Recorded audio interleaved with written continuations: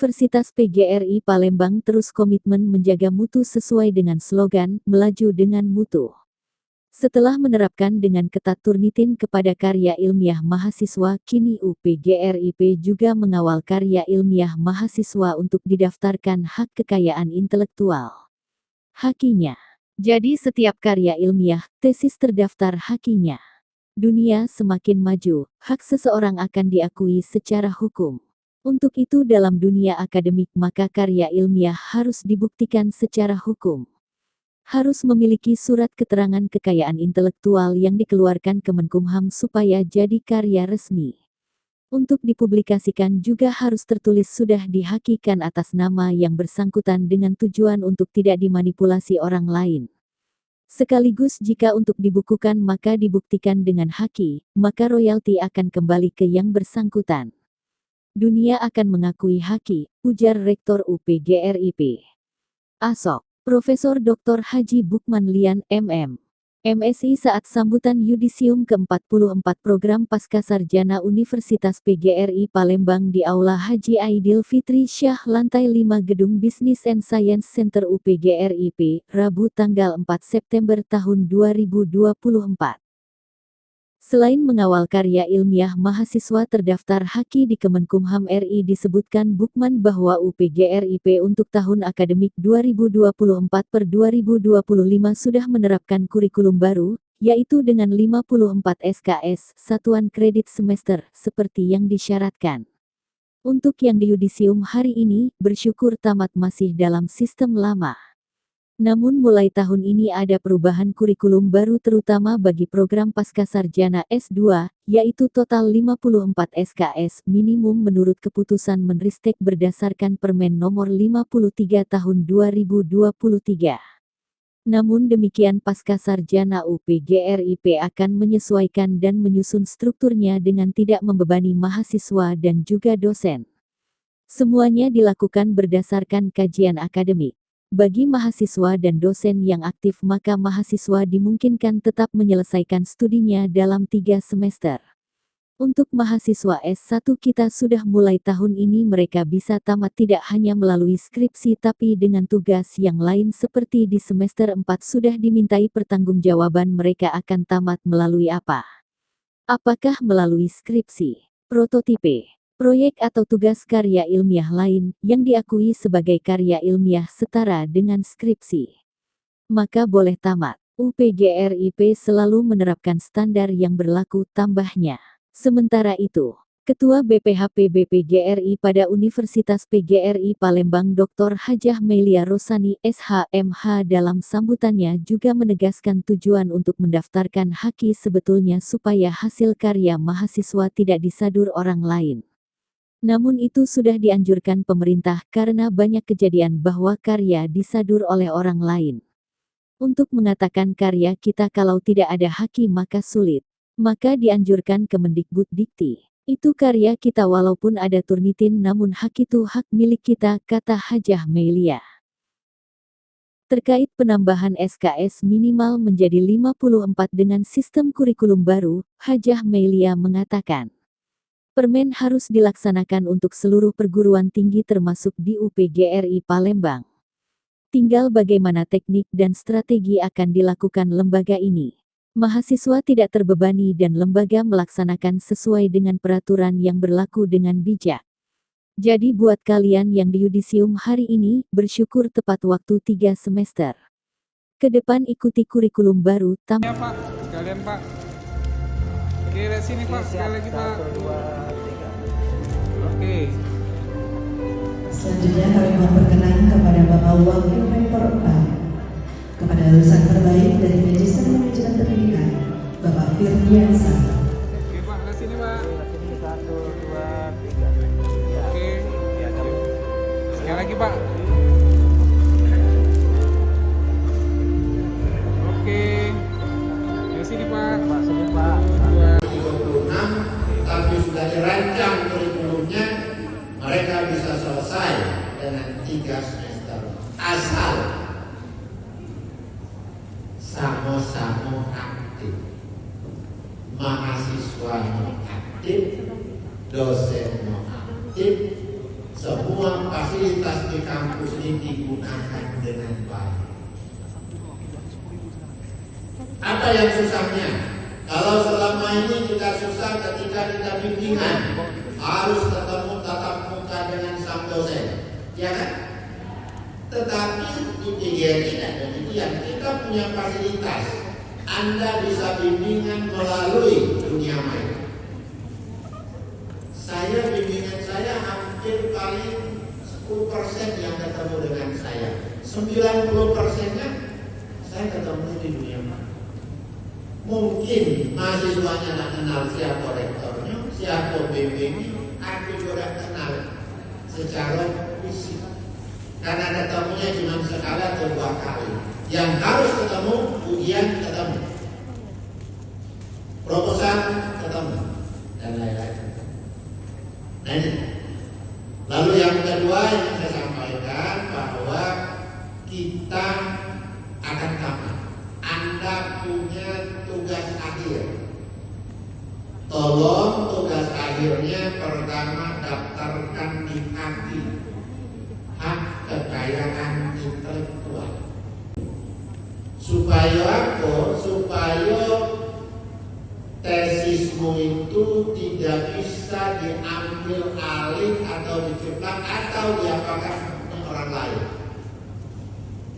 Kalau Anda tidak memiliki haki, tidak mempunyai bukti bahwa itu milik Anda, suatu saat diambil orang, dipublikasikan oleh orang, Anda kalah.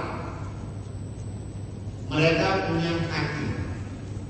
Untuk itu segera hakikan. S2 itu siapa yang memiliki haki? Direktur Pascasarjana Asok Profesor Dr. Syaiful Edy, MSI mengatakan, pada yudisium ke-44 kali ini, mahasiswa masih melaksanakan kurikulum lama yaitu rata-rata menyelesaikan perkuliahan selama 3 semester. Kita selalu berkomitmen mengawal mahasiswa agar selesai tepat waktu. Sampai dengan yudisium kali ini, mahasiswa di Pascasarjana UPGRIP masih melaksanakan kurikulum lama. Namun untuk mahasiswa baru yang akan memulai perkuliahan di tahun akademik 2024/2025 ini sudah mengikuti kurikulum baru yaitu dengan 54 SKS. Kita menerapkan strategi dalam rangka penerapan kurikulum baru ini. Tentu dengan strategi dan teknik. Di sana disebutkan bahwa mahasiswa bisa menyelesaikan studi paling cepat 3 semester. Maka kita menambah jumlah SKS tiap mata kuliah dan juga tambah mata kuliah yang baru. Maka untuk mengejar target di 1,5 tahun, bagi mahasiswa yang benar-benar mengejar, maka bisa 1,5 tahun selesai. Dalam tesis itu akan ditekankan mulai dari pembimbingan, penyusunan artikel, jurnal Sinta dan lain sebagainya sehingga mahasiswa sudah bisa merilis tesis tepat waktu. Ini bagian dari upaya UPGRIP dalam mengawal mahasiswa kuliah tepat waktu, kata Syaiful. Semuanya, IPK-nya, kalau saya katakan itu perfect ya, 4,0. Itu tangan. Ada 4 orang, ya ada 3 orang yang IPK-nya 4,0. Kemudian bahasa Indonesia ada 1 orang, bahasa Inggris ada 2 orang. Bahasa Indonesia ini IPK 3,94 dan bahasa Inggris IPK 3,97 sama ya, 2 orang. Kemudian rata-rata IPK dapat kami sampaikan bahasa Indonesia 3,87, bahasa Inggris 3,77 dan yang pendidikan 3,91. Jadi mungkin masih rata-rata itu ada tinggi.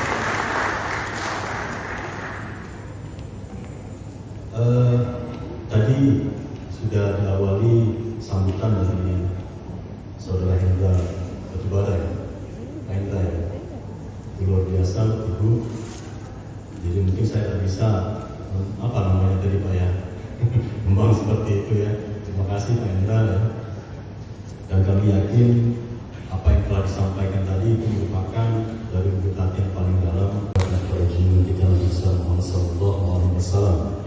Yang saatnya kita nantikan di akhir zaman. Mudah-mudahan kita semua tergolong umat yang telah akan bersahabat dari beliau. Jawa Barat. Kami mohon. Ibu Ketua BPH dan Bapak Rektor, ada beberapa hal yang mungkin mengawali sambutan ini dapat kami laporkan bahwa peserta yudisium yang ke-44 tahun akademik 2023-2024 ini semuanya total 105 orang. Dengan rincian dari program studi bahasa Indonesia ada 7 orang, kemudian bahasa Inggris ada 10 orang, kemudian dari manajemen pendidikan ada 88 orang. Dari total yang yudisium hari ini dapat kami sampaikan bahwa ada sebanyak 88 orang yang masuk di semester genap tahun 2022. Artinya kalau genap 2022, yudisium hari ini mereka itu genap di 1,5 tahun atau 3 semester. Ada sebanyak 88 orang. Atau kami hitung, ya silakan pertama. Selamat ya, selamat. Untuk yang dapat yudisium di 1,5 tahun. Atau kalau kita hitung dari total peserta yudisium itu sekitar 84%. Sisanya Bapak Rektor, Ibu Ketua BPH itu ada angkatan yang sebelumnya. Ada yang angkatan 2022 sekitar ganjil, ada juga yang 2021. Masih tercecer 2021 ada 2 orang. Yang 2025 itu ada 15 orang. Yang 2022 ganjil artinya ada 15 orang yang pas semester. Alhamdulillah, artinya kita sudah berupaya semaksimal mungkin untuk memfasilitasi, mendorong mahasiswa untuk bisa menyelesaikan studi ini pada rentang waktu 1,5 tahun ke 3 semester. Kemudian tadi juga tadi disebutkan bahwa pihak manajemen Universitas PGRI Palembang memastikan bahwa karya mahasiswa itu terdaftar di HAKI. Itu bagian dari terobosan lagi buat lembaga ini ya Bu. Sebetulnya tujuan kita yang paling hakiki untuk mendaftarkan itu lebih kemana Bu? Jadi memang untuk HAKI itu sebetulnya supaya hasil karya mereka seperti yang disampaikan tadi tidak disadur oleh orang lain ya, tidak ini itu. Tapi kan itu sebenarnya memang sudah dianjurkan memang oleh pemerintah karena banyak kejadian yang kalau dibaca barangkali ada itu di medsos bahwa misalnya karya saya disadur oleh orang lain. Nah, kita untuk mengatakan bahwa itu karya saya kan tidak ada buktinya kalau kita tidak ada AKI. Jadi dari tahun berapa ya, saya lupa, kebijakan dari Kemdikbud itu memang sudah dianjurkan. Seperti saya pada tahun 2021 selesai strata 3 itu sudah harus dihakikan. Itu artinya karya kita kan ini. Ya, walaupun pada saat kita menulis ya Pak Saiful ya itu sudah ada turnitin dan sebagainya, tapi HAKI itu hak milik kita ya. Jadi karya cipta lah kalau ini, kalau di seni ya. Terkait penambahan beban SKS baru terkait Permendikbud baru ini menjadi 54 SKS, kita tetap mengikuti permen baru itu ya. Kalau permen itu harus dilaksanakan karena itu memang aturan tidak untuk kita sendiri kan, untuk seluruh perguruan tinggi. Nah, cara mensiasati itu teknik dan strateginya dari Pak Rektor kita nanti. Ya, tapi kami tetap menginginkan artinya mahasiswa kita juga artinya tidak terbebani, dan kami juga artinya melaksanakan peraturan yang sudah ditetapkan oleh pemerintah. Pak Direktur, mungkin pertanyaan saya sama Pak, mungkin lebih ke bagaimana mengawal mahasiswa untuk strategi kita Pak dalam rangka perubahan kurikulum yang akan kita terapkan ini Pak, dari jumlah SKS itu Pak, strategi kita. Baik, Masa Sarjana sudah menyusun dokumen kurikulum. Jadi untuk tahun 2024-2025 itu kita sudah menggunakan struktur kurikulum yang baru. Tapi untuk angkatan 2024-2025, artinya angkatan sebelumnya dia tetap pakai struktur kurikulum yang lama. Nah, struktur kurikulum yang baru ini kita buat sebanyak 54 SKS untuk mereka menamatkan. Nah, tentu kan harus punya teknik, trik ya, strategi, karena memang di permen itu dinyatakan bahwa mahasiswa itu bisa menyelesaikan studi dalam rentang waktu paling cepat 1,5 tahun sampai 2 tahun. Nah, Untuk itu maka kita menyusun struktur kurikulum itu ya, berdasarkan ketetapan ketentuan kurikulum dan kurikulum yang ada ya. Kemudian juga ada beberapa masukan-masukan dari berbagai konsorsium bidang ilmu ya. Nah, bahwa yang pertama kita menambah jumlah SKS. Setiap mata kuliah itu kita tambah jumlah SKS termasuk tesis. Nah, lalu kemudian ada beberapa kita menambahkan juga mata kuliah yang baru.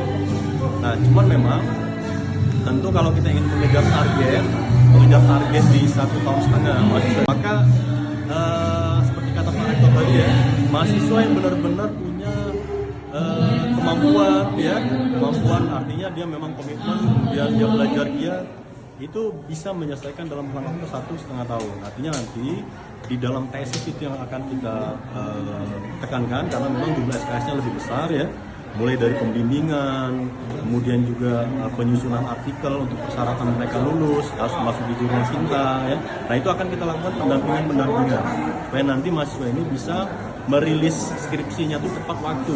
Paling tidak di semester 3 mereka sudah kelar. Kalau perkuliahan yang lain itu seperti biasa. Kita gunakan metode blended ya, tatap muka, kemudian juga ada metode daring. Ini Pak Dir ya. Pak Rektor mungkin lebih ke pertanyaan ke masalah haki tadi Pak. Pengawalan kita bagaimana karya mahasiswa itu terdaftar di haki? Kan dunia ini semakin maju. Hak seseorang itu akan diakui secara hukum. Untuk itu di dalam dunia akademik, karya ilmiah apapun yang dihasilkan untuk mengatakan itu milik dia yang bersangkutan harus dibuktikan secara hukum. Nah, di dalam ilmiah, hukumnya itu adalah harus memiliki surat keterangan kekayaan intelektual yang dikeluarkan oleh Menkumham, baru dikatakan karya ilmiahnya resmi. Lalu nanti kalau dia dipublikasikan, maka hakinya pun harus dilampirkan bahwa dia sudah dihakikan. Sehingga juga dalam karya ilmiah ketika dia dipublikasi itu juga harus tertulis sudah dihakikan karya ilmiah atas nama siapa. Dengan hasil karya ilmiah tidak mungkin akan diambil oleh orang lain atau akan dimanipulasi dan lain sebagainya karena sudah ada pemiliknya. Sekaligus kalau nanti dia akan dijadikan buku, dijadikan e-book atau buku cetak, maka dia dijual masyarakat, royalti akan kembali pada yang bersangkutan, dibuktikan dengan haki. Nah, sayang kalau nanti tesis mereka sudah dipublish, sudah jadi buku, apakah buku cetak atau elektronik buku, kan royaltinya kemana larinya? Kepada orang yang memegang haki. Itu kan, maka harus dihakikan dan dunia akan mengakui haki. Bagi perguruan tinggi pun akan diakui melalui hakinya. Di dunia manapun ada haki, maka semua harus dihakikan. Pak, kalau terkait dengan penerapan keputusan yang baru Pak, masalah penambahan jumlah SKS itu kapan kita akan mulai menerapkan Pak? Yang ditanya apa ya? Beban SKS. Beban SKS itu kapan kita akan mulai menerapkan peraturan Tanggal 2 September tahun 2024 kita sudah menerapkan kurikulum baru yang berdasarkan dari Permen nomor 53 tahun 2023 yang mengharuskan magister itu melalui 54 SKS. Untuk itu menjadi Palembang sudah mulainya, jadi mahasiswa baru yang sekarang itu sudah kurikulum baru dengan 54 SKS. Tapi strukturnya yang kita buat sedemikian rupa sehingga memenuhi persyaratan perundang-undangan yang berlaku dengan tidak membebani dan tidak membebani dosen. Artinya semuanya memang kita lakukan berdasarkan kajian akademik. Bagi mahasiswa yang aktif, dosennya aktif, perguruan tinggi lembaganya aktif melalui mahasiswa, maka mahasiswa dimungkinkan tetap bisa tamat 3 semester. Tetap bisa tamat 3 semester. Jadi tidak sampai 4, tidak sampai 5. perguruan tinggi yang lain juga demikian. Nah inilah di strata 2. Sedangkan untuk strata 1 di SPGD Palembang juga mulai tahun ini. Yang saya katakan bahwa mahasiswa S1 tamat dari SPGD Palembang tidak hanya melalui skripsi. Nah, saya kata-katanya tidak hanya melalui skripsi. Artinya boleh mereka tamat dengan tugas ilmiah lain. Apa itu tugas ilmiah lain? Yang pertama, di semester 4 mereka sudah harus di survei, sudah harus dimintai pertanggungjawaban dan dimintai keterangan dari mahasiswanya. Mereka akan tamat ini melalui apa? Skripsi, apakah prototipe, apakah proyek, ataukah hasil karya ilmiah lainnya yang diakui oleh lembaga sebagai karya ilmiah setara dengan proyek, setara prototipe, setara dengan skripsi, maka dia boleh tamat. Inilah SPGD Palembang, dan berdiri SPGD Palembang tidak ada yang bermain sehingga tidak memenuhi persyaratan, tidak ada. Semuanya standar memenuhi persyaratan peraturan perundang-undangan yang berlaku. Oke?